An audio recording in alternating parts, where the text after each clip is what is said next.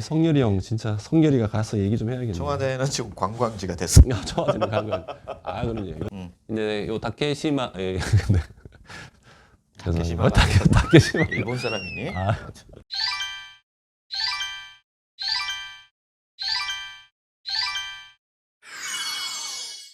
한 주간의 광명시 이슈를 전하는 위클리 광명 정보통. 오늘도 저희가 4가지 소식을 준비를 했죠. 네. 전해주시죠. 네. 40대 가장이 가정 불화로 아내와 두 아들을 무참히 살해했다는 소식입니다. 두 번째, 독도 칙령의 날을 맞아서 일본의 독도 침탈 야욕을 규탄하는 결의대회가 열렸습니다. 광명 소상공인협회가 지역 화폐 예산을 전액 삭감한 정부를 향해 규탄을 했습니다. 11월 2일 오후 2시 시민체육관에서 취업 박람회가 열립니다. 먼저 안타까운 소식이죠. 네. 안 들렸으면 좋았을 텐데. 네, 있으면 안 되고 있었어도 안 되는데.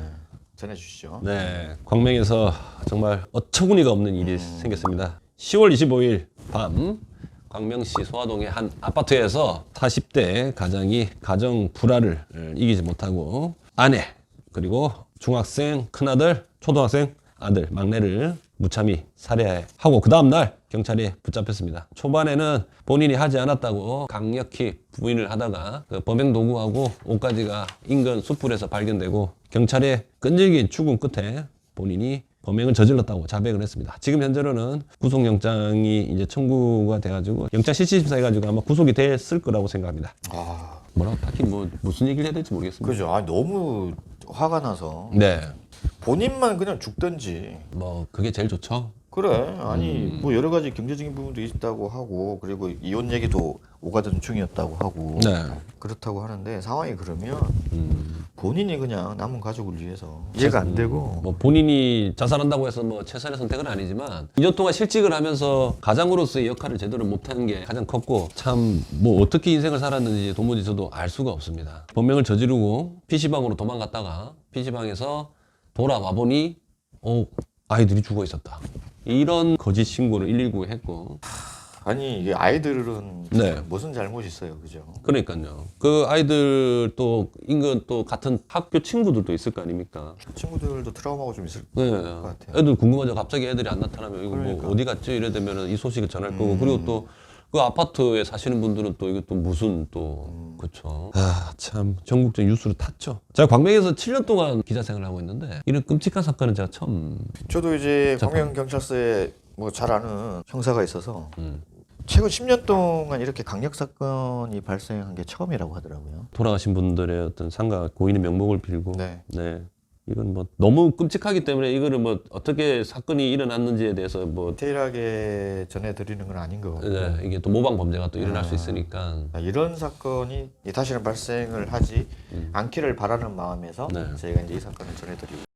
두 번째, 지난 10월 25일 독도 칙령의 날 행사가 있었죠. 네, 전해주시죠. 네. 10월 25일 오후 1시였습니다. 광문고등학교에서 독도 수호 대마도 포럼 주최로 일본의 독도 침탈 야욕을 규탄하는 결의대회가 열렸습니다. 이 단체가 회장이 이제 정대운 전 경기도 의원이시고 이분이 정말 독도 관련해서 행사를 많이 하시더라고요. 그죠. 통상적으로 이제 많은 사람들이 독도의 날이라고 이제 알고 있는데 독도의 날이라는 말은 없고 1900년 지금으로부터 122년 전 고종 황제께서 독도를 울릉도로 이렇게 편입을 시켰죠. 이제 그렇게 해서 칙령을 내렸습니다. 임금이 선포를 해가지고. 그렇죠. 그 날을 기념하는 거기 때문에 이 날을 독도의 날이라고 부르지 말고 독도 칙령의 날이라고 불러야 된다라고 해서 그때 이제 학생들이 나와가지고 강bun고등학교 임문선 한현석 학생이 이제 결의문도 낭독하고 포럼의 김명호 이진영 부회장이 또 결의문도 낭독하고 또 학생들이 또 나와서 독도는 우리 땅인가? 맞죠? 독도는 우리 땅. 퍼포먼스 노래에 맞춰서 퍼포먼스도 하고 의미 있는 행사가 열렸다는 소식입니다. 일본이 부당하게 독도 영유권을 주장하고 있으니까 이런 이제 행사를 매년 개최를 하는데 정대훈 도의원 시절에도 참 열심히 하셨는데 도의원직 물러나서도 또 일관되게 열심히 하시는 모습을 보니까 참 좋네요. 그죠? 보기 좋습니다. 일본은 5년 후인 1905년 독도를 다케시마로 이제 바꾸고 자기네 그 시마네 현으로 편입시키면서 이제 근거도 없이 독도가 자기네 땅이라고 우기고 있죠. 지금 계속해서 그런 얘기하고 있는데 그래서 그들은 다케시마의 날이라고 하는데 우리는 독도의 날이라고 부르는 게 아니고 독도 칙령의 날. 예, 엄밀히 이제 임금께서 이렇게 선포했다는 것을 많은 분들이 아셨으면 좋겠습니다. 그죠. 공식적인 문서도 있고 이러는데 이렇게 본인들 땅이라 우기는 이유가. 뭐 독도 주고 일본을 가져오면 안 되나요? 그렇죠. 네, 뭐 대마도도 일본 땅, 독도도 일본 땅, 일본은 우리 땅. 뭐 이러면 되죠. 네, 그럼요. 예, 현장에서 이제 취재를 했는데 정대훈 독도 수호 대마도 포럼 회장이 독도 칙령의 날에 대해서 설명을 해줬습니다. 그 영상 한번 들어보시겠습니다. 오늘 강문 고등학교를 찾았습니다. 우리 학생들과 함께 독도에 대한 소중함을 일깨워주는 오늘 행사였습니다. 우리 경기도민과 대한민국 국민들께서는 평상시 대부분 독도의 날로 알고 있는데 사실 독도의 날은 우리 NGO 단체가 2000년도에 자발적으로 법적인 날이 아니고 그냥 독도의 날이라고 했습니다. 그러나 대한민국 고종황제께서 1900년 10월 25일 날 독도를 울릉도의 부속섬으로 명시한 날입니다. 그렇기 때문에 제대로 명칭은 독도 칙령의 날로 불러주시면 더 좋을 것 같습니다. 앞으로 저희 독도수호 대마도 포럼은 역사를 되새기며 우리 미래의 주역인 우리 학생들과 함께 독도 칙령의 날을 전 세계 널리 알려서 우리 대한민국 영토랑을 확실히 하고자 합니다. 네. 자, 참 말씀 잘하세요. 네. 자, 그럼 이제 세 번째. 네. 그 광명소상공인협회에서 규탄 대회를 열었죠. 네네네. 전해주시죠. 지금도 네. 이제 계속 전개하고 있는데 문제는 그거죠. 윤석열 정부가 내년 2023년도 지역 화폐 예산 7천억 원을 그냥 전액 삭감했습니다. 광명에서는 2019년 4월부터 국비 도배를 받아가지고 시비를 같이 편성해서 광명 사랑화폐, 그죠? 예, 카드 발급해서 이제 지역의 상인들을 위해서 이렇게 이제 쓰라고 딴 데서 못 쓰고 광명에 쓰는데 충전을 만약에 이제 10만 원치를 하면은 10%를 더 주는 거죠. 그럼 10만 원 하면 11만 원 돼가지고 그러면 당연히 많이 하겠죠, 그렇죠? 그런데 이게 윤석열 정부가 지역화폐 이제 지방으로 내리는 예산을 다 삭감을 해버리니까 그렇죠. 이게 지금 어떻게 편성이 돼 있냐면은 국비가 36%, 도비는 30%, 시비는 34%입니다. 근데 이제 국비 약 40억 원이 내년에 안 들어오면은 이제 이 10%의 그 인센티브를 주기가 좀 힘들어지겠죠. 그래서 지금 도비도 삭감되는 거 아니냐, 시비도 이제 편성을 안 되는 거 아니냐. 그래서 이제 그 나상준 회장이 있는 광명시 소상공인 협회에서 여기 말고도 다른 같이 15개 단체에서 이제 함께 일어나가지고 정부를 향해서 예산을 편성해라 촉구를 하고 있고, 그리고 또 광명시를 향해서는 광명시는 예산을 깎지 말고 예전대로 편성을 해라. 그렇죠. 그런 목소리를 계속 내고 있고 지금 서명 운동도 하고 있습니다. 지금 정부에서 이 예산 삭감하기 전에는 10만 원을 하면 이제 11만 원. 네. 을 충전을 했는데 지금 정부 예산 약 36%가 삭감이 되면 64%가 남는 거잖아요, 그죠? 네. 근데 이제 빨리 떨어지죠. 40억 원이 사라졌으니까 빨리 소진되겠죠. 그러다 보면 이제 지역의 이제 상인들이 좀 얻는 혜택도 좀 줄어들 것이고. 코로나 때문에 좀 많이 힘들었는데 이런 부분은 지역에서 예산을 삭감하지 말고 좀 편성을 해서 이 소상공인들한테 조금이나마 좀 도움이 됐으면 좋겠어요, 그죠? 그러니까요. 근데 이게 또 이재명 지금 현재 당 대표, 민주당 대표인데 경기도지사 있을 때 만들었던 게 이제 지역화폐 아니겠습니까? 그렇죠. 네. 이게 정부가 이게 뭔가 좀 보복성을 하는 것 같아요.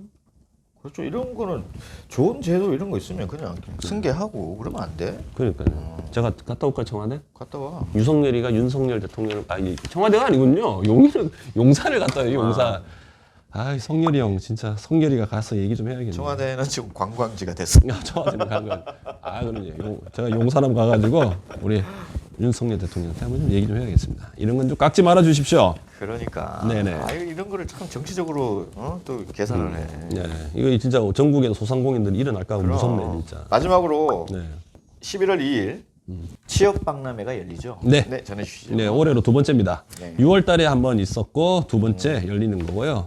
11월 2일 수요일 오후 2시부터 열립니다. 광명시민체육관. 광명시하고 이제 서울 금천, 구로에 있는 업체 한 40곳이 와서 144명, 144명을 뽑는다고 합니다. 30개 기업은 당일날 서류 접수해가지고 면접까지 해서 이렇게 뽑는다고 하고 나머지는 원서를 넣으면은 나중에 채용을 한다는 얘기고 오시면은 타로 진로 상담도 받을 수 있고 네일 아트, 메이크업, 퍼스널 컬러 진단 많은 거를 좀 이렇게 부대 행사로 해놨으니까요. 구직 직장이 필요하신 분들은 그날 가셔가지고 좋은 일자리 찾으셨으면 좋겠습니다. 저희가 준비한 소식은 여기까지 전해드리고 내일 10월 29일 그 오후 2시 시민체육관에서 원탁 토론이 열리죠. 네, 500원 원탁 토론. 네, 500원 원탁 토론이 열리는데 지난 4년간 그 원탁 토론회에서 여러 가지 뭐 장점도 있고 단점도 있었지만 여러 가지 단점에 대한 부분들이 많이 부각이 됐어요. 그렇죠? 네. 이번 그 토론회는 꼭 시민을 위한 그런 토론회였다라는 얘기가 들렸으면 좋겠고 저희가 그래서 좀 더 면밀히 들여다보는 그런 시간을 가질 텐데 제가 마지막으로 그 논어에 나오는 공자님의 말씀을 인용을 하면서 마무리를 하겠습니다. 네. 백성을 다스리는 자의 언행이 잘못되어도 시민들이 저항하지 않는다면 위정자는 날로 교만해지고 신하는 날로 아첨하게 되어 나라가 결국 망한다고 합니다. 그래서 나라를 망하지 않게 하려면 위정자의 잘못된 정치에 반드시 저항을 해야 된다. 우리 시민들이 많은 관심을 가져주셨으면 좋겠습니다. 네, 좋네요. 네, 지금까지 시청해 주셔서 감사합니다. 감사합니다.